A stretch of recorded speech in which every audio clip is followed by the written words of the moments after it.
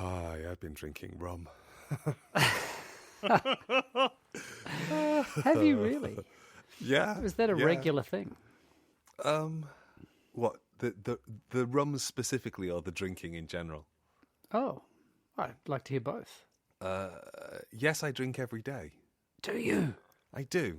Because as you know, I have the liver of a 12-year-old because I didn't drink until I was 40. And so I don't feel the need to be abstemious on any level. So when people do the whole like dry January or I'm not going to drink during the week, I kind of think, fuck that. I did that between 18 and 40. That's lovely. And how did you drink your rum? Quickly.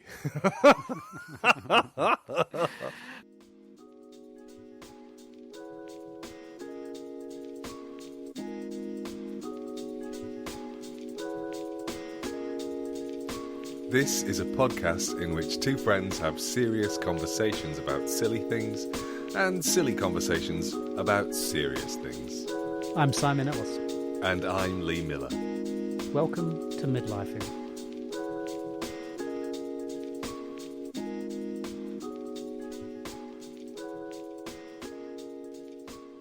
This is strange, isn't it? It is, yeah. We're talking in the evening, not in the morning. Yeah. And talking on a weeknight, school night. A school night. Do you think that'll change the tone? It hasn't yet, has it? It's weird talking after a day of work. So I was actually, Lil and I were just laughing about that saying, you know, a change is as good as a holiday. Which was all very... That's a lie! It's all very good and well until you've had a year of a pandemic, right? You start thinking, actually, you know what? You know when I said a change today, like, I don't know, I wore a pair of trousers instead of tracksuit pants. But no, actually, we're thinking, you know, a holiday would be quite a nice thing to do. Not doesn't have to be fancy. You know, a year ago I was in Malta. Oh my gosh. And I was doing a little bit of teaching, and then a conference had started, had a day of a conference, and by the end of the day, the conference had collapsed because of this novel coronavirus. It was such an interesting experience to be inside something where no one person made a decision to stop, but how quickly and how fragile the thing was when people realized that we might not be able to get home quickly. Wow, did it, like a house of cards. It was extraordinary, actually. I bet you weren't thinking this will be the last time for a year that I effectively leave my home. I was supposed to go scuba diving, of all things, in Egypt, of all places, in November. I think it was November, October. And it was about July. I started thinking, no way is that going on. I'm guessing that the experience of sort of being almost kind of not quite stuck before we knew how it was all going to play out, because you'd had an experience of being sort of in transit, or at least away from home, in another moment, didn't you? I had. Because I just find this fascinating. I was on my way back from Melbourne to this London. This London, not the other one. Yeah, and we got to Singapore, which was the stopover, and something happened, and we weren't allowed back on the plane, and then sort of rumours started that we might not be able to get back on the plane, and I slept in the airport that night, and I think it was the next morning, can't remember, where we that volcano, the unpronounceable volcano in Iceland, Finland, Iceland for sure. That must have been 2010. Yeah, 2010. And I spent 2 nights in the airport, sleeping in the airport. Then we got put in a hotel in Singapore for a night maybe, and then bussed to, forget the name of the place, that you go across the causeway to Malaysia, and spent, I reckon, a week to 10 days in a sort of resort hotel. It was a very, very strange experience. So you being in the teeth of it is just like, what? It was a while there that I had a bad run. I just left New York when I was in Philadelphia when 9/11 kicked off, and a lot of my friends and family and knew that I was there, but they weren't sure when I was. And then there was God, they must have been a little beside themselves. slightly concerned. And then there was also a terrible tsunami in Southeast Asia. I was in Malaysia. Was that the one on Boxing Day? That's correct. And I travelled God, yeah. between KL, between a little island in Borneo. Sarawak is the name of the province, I think, and then to KL. And my mum and my family had no idea where I was, so they were beside themselves. I was thinking about something, and because I was thinking about my my niece and nephew, and my niece Ruby, she's 18, and my nephew Finn is 16, and so Ruby is right at the end of school. So she's doing A levels, is that what they call them? Yeah, we do indeed. And Finn is doing GCSEs. Mm-hmm. Whatever version they're doing of them this year, no one knows. Yeah, I don't think they God. quite yet know. It's listening to them when I've had conversations with them. It sounds as if school, no, I don't mean pandemic school, I just mean generally school is the sense I get from them is that it's like they stumble, if that's the right word, from exam to exam until the real things happen. That's all that happens. That there's this extraordinary focus on examinations. Yeah. And I was just going to ask you about school. What was your experience of school like? I don't just mean exams and stuff like that. Like, what was it like? Because I just think of Grange Hill. You know, that's all I've got when I think of going to school in the United Kingdom. Well, of course. I mean, I went to a very expensive private boarding school where they taught you Latin. Yeah. I think I went to a comprehensive in the northwest of England. It was a lot like Grange Hill. Is that what a comprehensive is? Yeah, comprehensive. It's like a state school. Yeah, comprehensive means it's education for everyone. So but not necessarily comprehensive education for everyone. Well, no. The theory is that it's a comprehensive education for everybody, and that it's not based upon attainment. So everybody and anybody can go. Yeah. In my school, there were streams. So there was the bottom set, there was the middle set, and there was the top set. I started high school in the middle set because I'd moved into a new catchment area and they didn't have any, because obviously this is before people had computer records, so I didn't trail any school records with me. It was just like, who are you? We'll put you in the middle set and then we'll make a see decision. how you go. You can go one way or the other. So at the end of the first year I was moved up into the top stream, where I often look back and think that was a terrible mistake. They should have left me in the middle. And I probably would have done much better because I wouldn't have thought, oh, look, I'm clever, I don't need to work anymore. Oh. Because, I remember school. So I went to a comprehensive school in Haslingden. And I remember, but that was for between the ages of 11 and 15. Oh, so you shifted. You go to a different, you went to a different, is that normal to go to a different high school? No, not at all. You're supposed to finish, well, bearing in mind that in the UK, compulsory education finishes at 16. It doesn't finish at 18. So you can just skip out. Was it like what sort of percentage just went, I'm out of here? There were 3 classes in the bottom set, 3 classes in the middle set, and 3 classes in the top set. And pretty much if you were in the top set, you'd probably going and do A-levels. So I guess roughly a third. Wait. Roughly. A third would leave? No, sorry, a third would stay. 2/3 would leave at 16. 2/3 would leave school at the age of 16? Yeah, from the school that I was in. Yep. I'm sure that if somebody was listening from Haslingden High who was there between 1984 and 1989, they could tell me the exact statistics. I wonder what the chances of someone... Pretty low. Pretty low.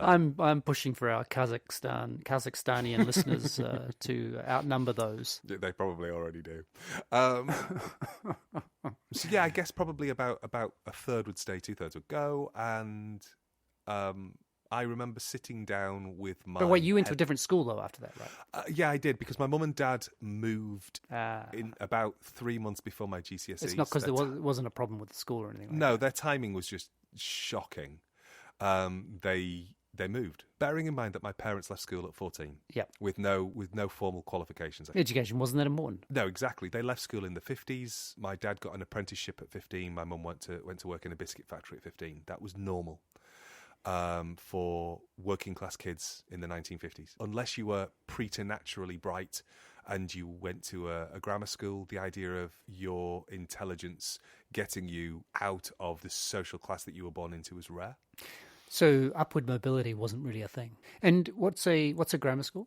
A grammar school they still exist, but the route of entry into grammar schools is different now. But in my dad's day, and actually I think in my day as well, you would sit something called the 11 plus, which was effectively an entrance exam to the local grammar school. Right. And if you got above a certain mark, you would get in, and you would get a better quality of education. Because you need better teachers? Yeah, better teachers, smaller class sizes. So it was a selective process. It was a selective school. So grammar school is that bit that goes between comprehensive and private schooling. Oh, I see. I think if memory serves, Margaret Thatcher was a grammar school girl. Oh, I think I do remember that. I only think I remember that from The Crown. That's my perfectly. That's my historical Perfectly take on.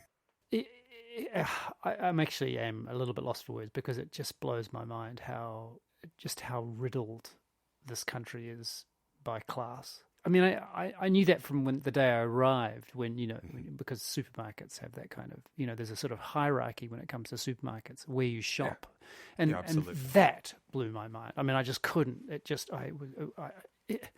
just didn't have words for it. But when I hear stories like this, I just think, wow, it's so deep. It's so deep. It is. I think in some ways what's tricky is that those class divisions appear to have become less fixed in structures like schooling. So they appear to have. Yeah, exactly. Appear to have, but not really. Did you read The Guardian this week? Obviously. I'm actually a Daily Mail reader. I subscribe to The Telegraph. I've been reading a lot about Meghan and Harry this week. Please tell me that that's a pretend story. Which bit? That you've been reading about Meghan and Harry. Yeah, it is a pretend story. Thank God for that. Because that makes me cry. But in The Guardian, I think on Saturday, there was an interview with a young woman called Sophie Pender. She got to Bristol University and thought this would be the moment, coming from a really working class, difficult background where her dad had died when she was in her early teens as a result of alcohol dependency. And so she was in a single parent household.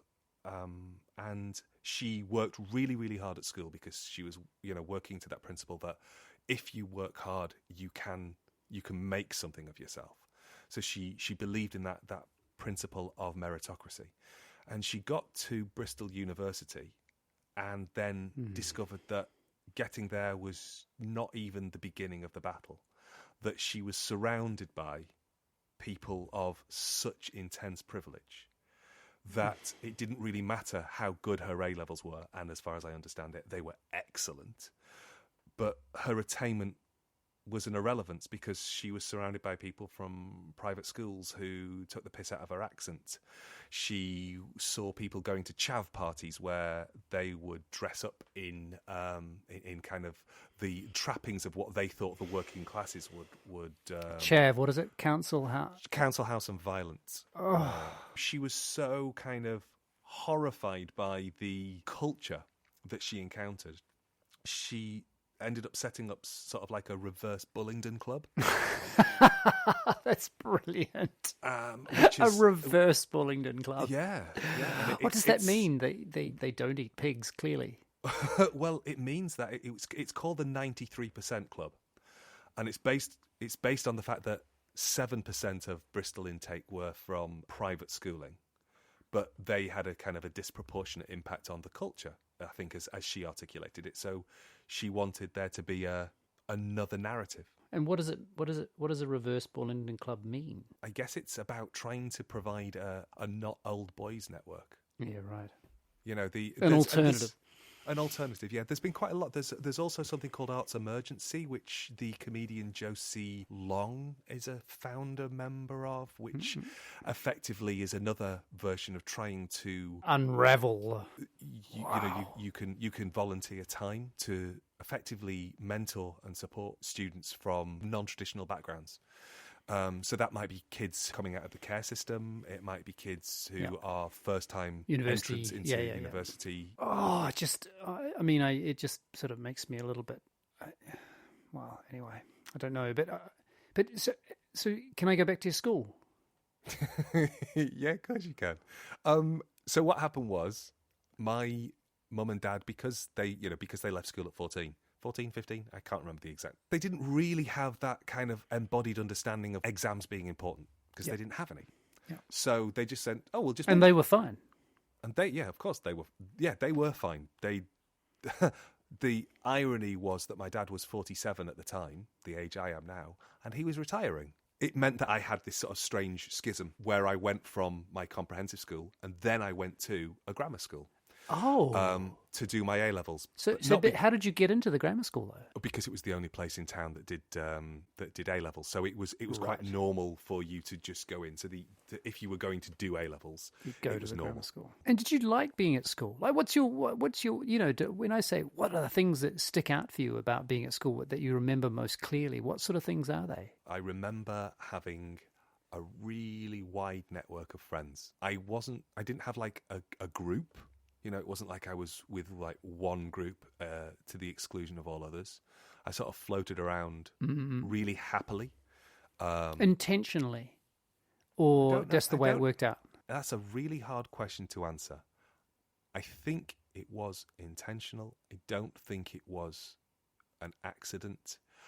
As an only child, I have a very low tolerance for people's company. I spent my childhood alone.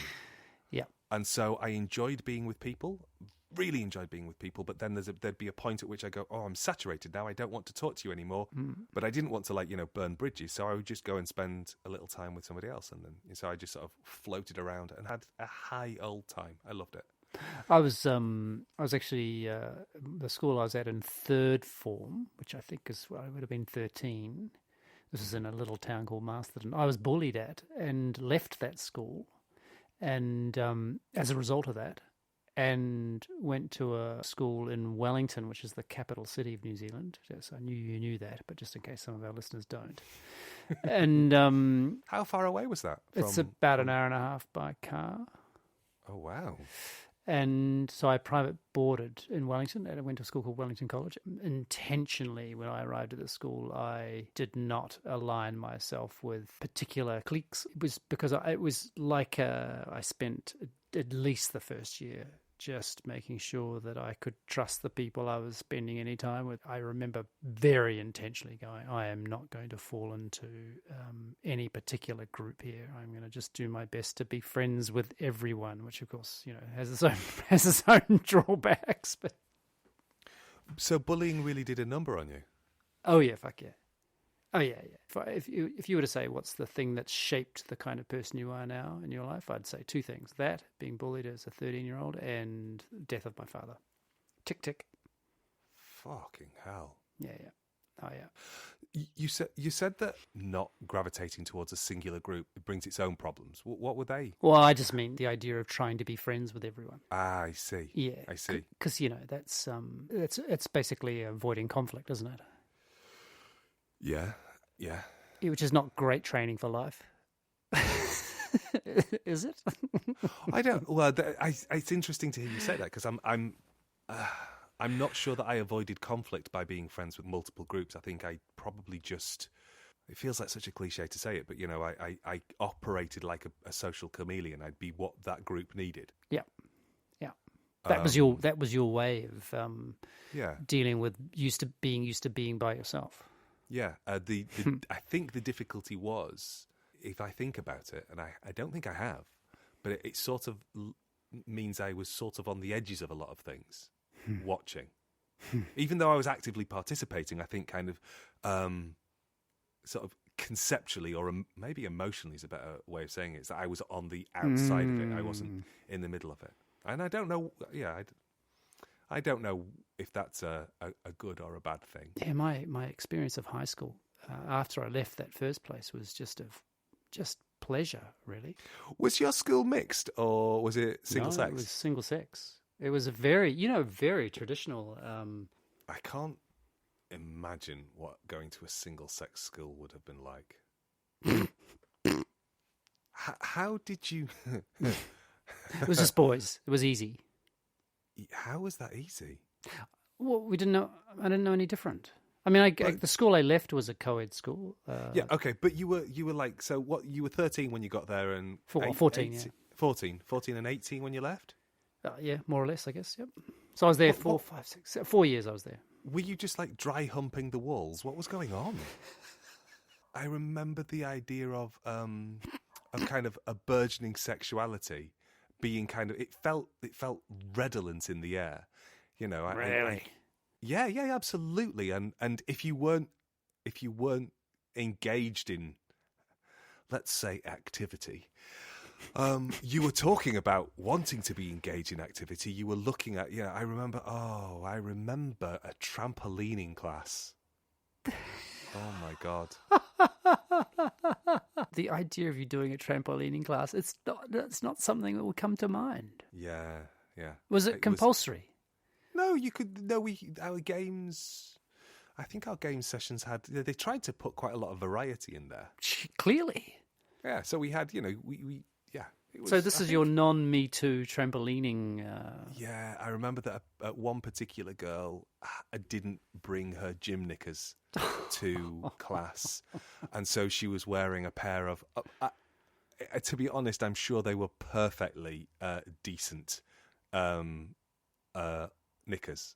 Yeah, I'm sure they were not like scandalous by today's standards by any stretch. But I remember. I've never heard you choose your words so carefully as I'm hearing you choose them now. Because I remember standing next to a colleague, and then it was our turn. It was it was. I can't remember if it was my turn or if it was Mark's turn to trampoline, and he was just like, Mark's not the person you watched horror movies with, is he? No, it wasn't. Nice try. But he was like, I'm not sure I can get up. I'm not sure I can get up. Oh no! I'm not sure I can get up. And we were just like, just put your hand. It'll be fine. It'll be fine. I remember. Now that you're asking, you remember inopportune erections, basically. Yeah, but pointed at other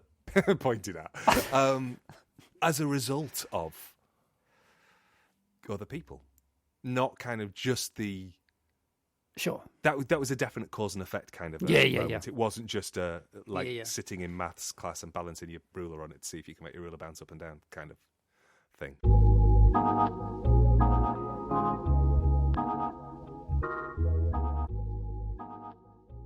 As we all know, Gavin Williamson knows as much about education as I do about Australian rules football. Is there anything else you know about AFL? I will ask you to address that question to my esteemed colleague, Gavin Williamson, and if he can answer anything about education, I'll try and answer something about the football people.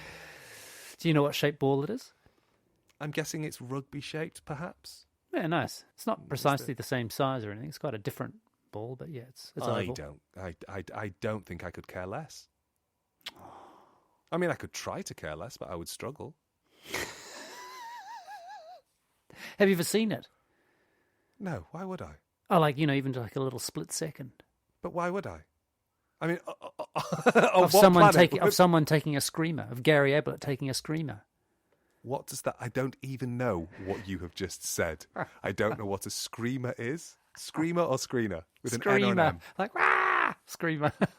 and I don't know what a Gary Abbott is. Is it Gary Ablett was a player.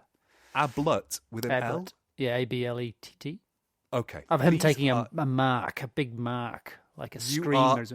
Stop talking Italian. Go back to English. Simon, I am not understanding the words that you are using right now. Oh, kind of bombers. I find it interesting when people get really cross with me. Not you. You are not included in this narrative. By the Thank way. you. Thank you. But when people get really cross with me that I don't know anything about sport. Oh, and I can't- don't. Yeah. Why do they get cross though? I just love it. I love it. I love it. that you- Some people get really like, well, how can you not know who Paul Schmeichel is? And I'll go, Paul Schmeichel. Maybe I mean Peter. It's a boy's name. Peter Schmeichel. Anyway, I find that really interesting that people get cross that I don't know about something. I don't expect people to be able to name the winner of season 8 of RuPaul's Drag Race. It's Bob the Drag Queen for anybody who's interested. That's so great. I'm so. Who was it? Bob. Bob the Drag Queen. I Excellent, love that we've got excellent Gary Ablett and Bob the Drag Queen. More or less the same section of a conversation about school, maybe it was.